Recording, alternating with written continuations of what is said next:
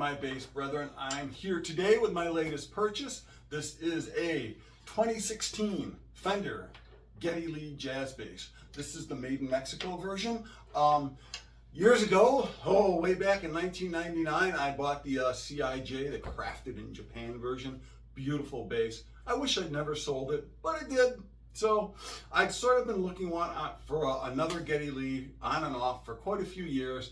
I was really looking for the CIJ one, but this beautiful 2016 Made in Mexico Geddy Lee Jazz Bass came into the great house of guitars on trade, and I do what I usually do. I let it sit for a while so somebody else has a chance to grab it.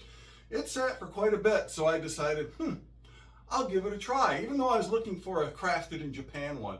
I have to say I'm very impressed with the Made in Mexico one. Sounds great, feels great. I think there's a little snob factor associated with the crafted in Japan one. Fender Mexico has come a long way in the last 8 or 10 years or so. So I'm really impressed with this bass. I like it a lot.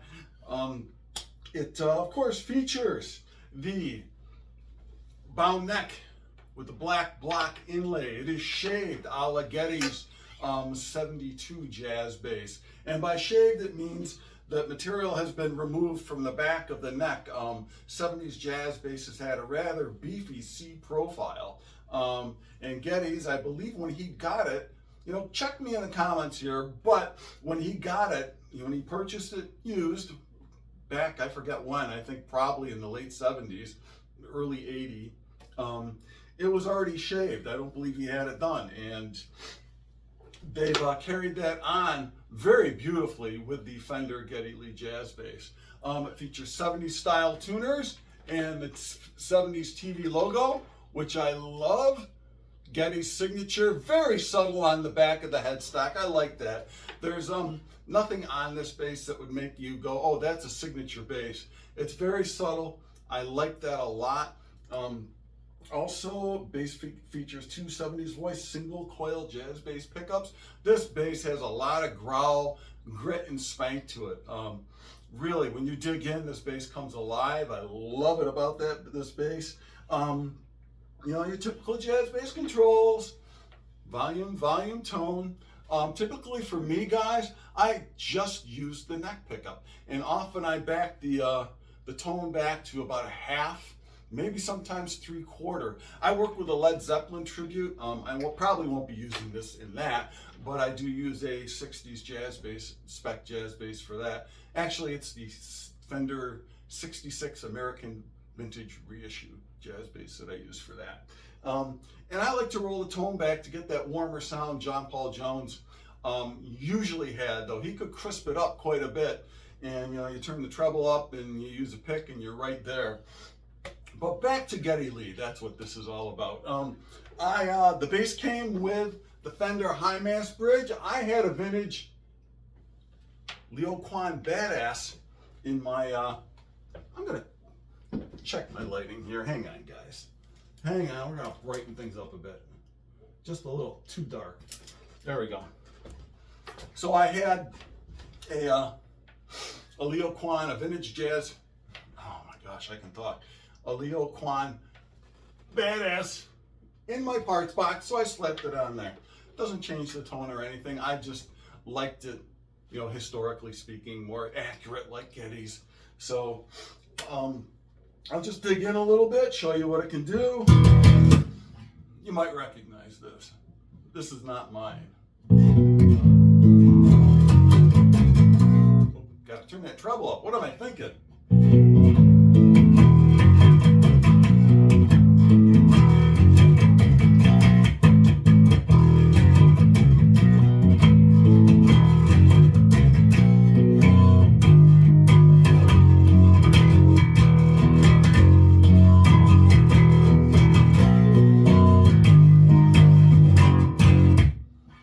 That sound, doesn't it? Sounds great, lots of bite, lots of spank to it, and it's really gritty sounding. I love it a lot. I'm gonna roll that tone back just a little bit, all the way back. I went all the way back on the tone, and we'll get some warmer sounds from the jazz bass.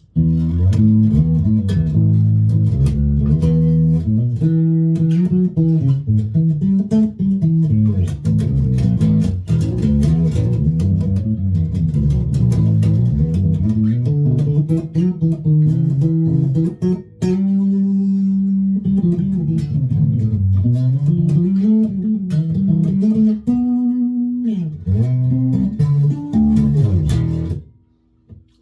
that nice, full, rich sound. Of course, the jazz bass is very versatile.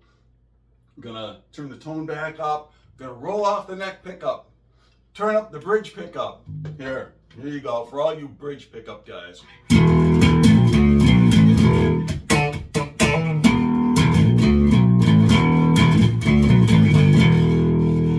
There it is, the bridge pickup. Oh, that's much better.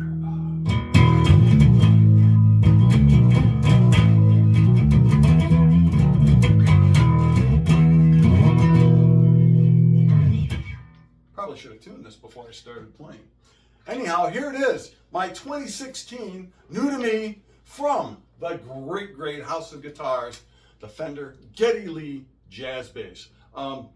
Great bass. This bass has been in production since 1999, one of Fender's longest run signature basses, and for good reason. It has great 70s features, and it's always been available at a really nice price point. So if you're looking for a great versatile jazz bass, I highly recommend the Geddy Lee Jazz Bass. So now that concludes the end of the bass story.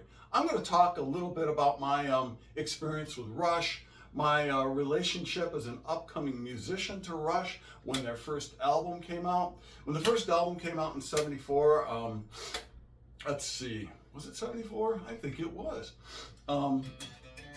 My bass career was just budding. I was just starting out.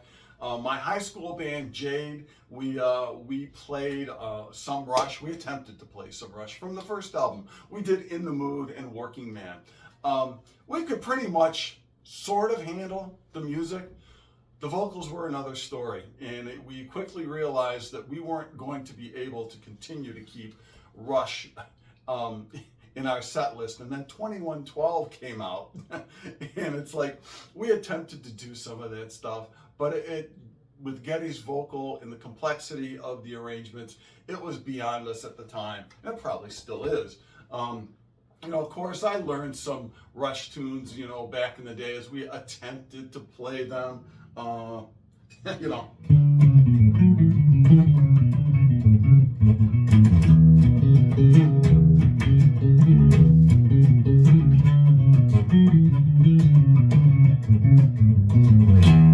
Hell, I still can't play it. You know, and that was learned from the record years ago. I've never checked it back to see if it's accurate or anything. It's just sort of stuck in my brain. Then, you know, Temple of Syrinx, you know. I can't play it.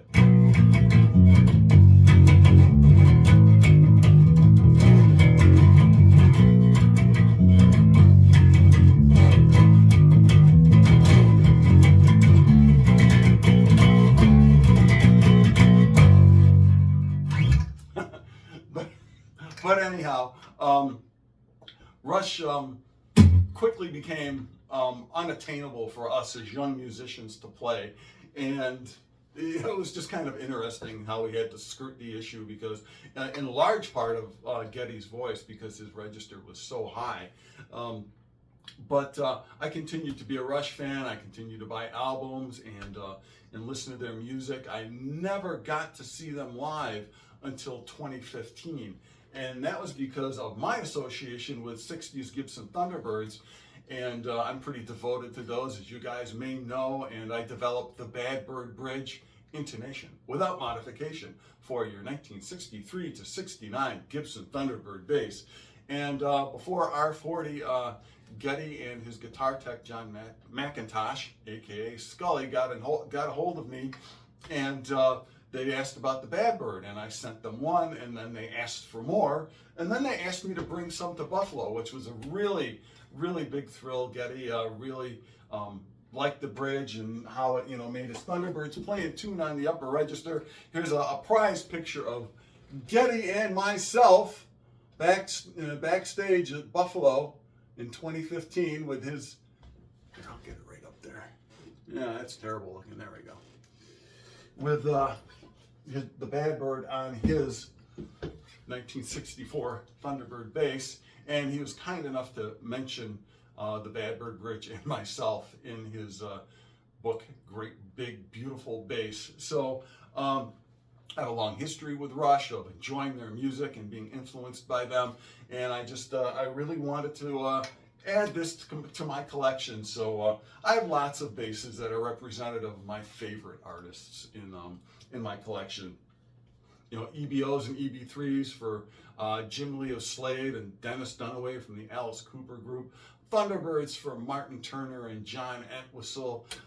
P basses for Entwistle to Jamerson. You know, I mean, so many people use the P bass. It's really hard to just attribute it to one influence of mine. It's more of a, just speaks to the versatility of the P bass. And jazz basses for, you know, John Paul Jones and Geddy Lee, and just there's so many great players. It's hard to pick one, right? They've been influenced by so many. So that I think that wraps it up for today. I've gone on long enough. Please remember to hit like and subscribe. I gotta boost those numbers, man. As always, much love and thanks to my sponsors, the great House of Guitars and Whirlwind Audio. They've been keeping me connected for these almost 40 years or longer. So a big thank you to Michael Liacona and Whirlwind Audio. So until next time, keep on rocking.